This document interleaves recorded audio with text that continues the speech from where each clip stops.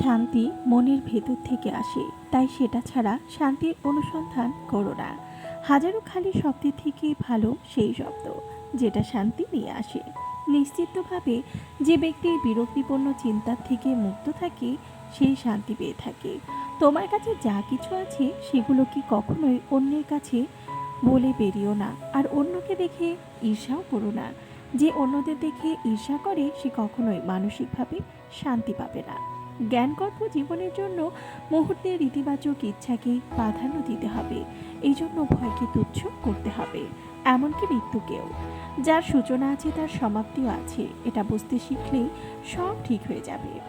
আসক্তি দুর্ভোগের মূল কারণ। চিন্তার প্রতিফলন ঘটে স্বভাব বা প্রকৃতিতে। যদি কেউ মন্দ অভিপ্রায় নিয়ে কথা বলে বা কাজ করে, দুঃখ তাকে অনুগমন করে। আর কেউ যদি সুচিন্তা নিয়ে কথা বলে বা কাজ করে, সুখ তাকে ছায়ার মতো অনুসরণ করে। সুখের জন্ম হয় মনের গভীরে, এটা কখনো বাইরের কোনো উৎস থেকে আসে না। মন এবং শরীরের পক্ষে সুস্থ থাকার রাস্তা হলো অতীতের জন্য শোক না করা আর ভবিষ্যতের জন্য চিন্তা না করা, বরং বুদ্ধি ও সদ্ভাবের দ্বারা বর্তমানে বাঁচার চেষ্টা করো। কোনো পরিবারকে সুখী আর স্বাস্থ্যবান হতে হলে সবার প্রথমে দরকার অনুশাসন এবং মনের উপর নিয়ন্ত্রণ। যদি কোনো ব্যক্তি নিজের মনের উপর নিয়ন্ত্রণ পেয়ে যায়, তাহলে সে আত্মজ্ঞানের রাস্তা অবশ্যই খুঁজে পাবে। অতীত নিয়ে বিভ্রান্ত হয়েও না, ভবিষ্যতের স্বপ্নে হারিয়েও যেও না, বর্তমানের দিকে মনোযোগ দাও। এটাই সুখী হওয়ার একমাত্র উপায়। সুখের কোনো উপায় নেই, সুখীতে থাকাই হচ্ছে এর একমাত্র উপায়। একটা প্রদীপের মাধ্যমে হাজারটা প্রদীপ জ্বালানো যেতে পারে, কিন্তু তাতে সেই প্রদীপের আলো কখনোই কমে না। ঠিক সেইভাবেই খুশিকে সবার মাঝে ছড়ানোর দ্বারা খুশি কখনোই কমে যায় না, বরং বেড়ে যায়। যেমনভাবে একটা মোমবাতি আগুন ছাড়া নিজে জ্বলতে পারে না, ঠিক সেই রকম একটা মানুষ আধ্যাত্মিক জীবন ছাড়া বাঁচতে পারে না।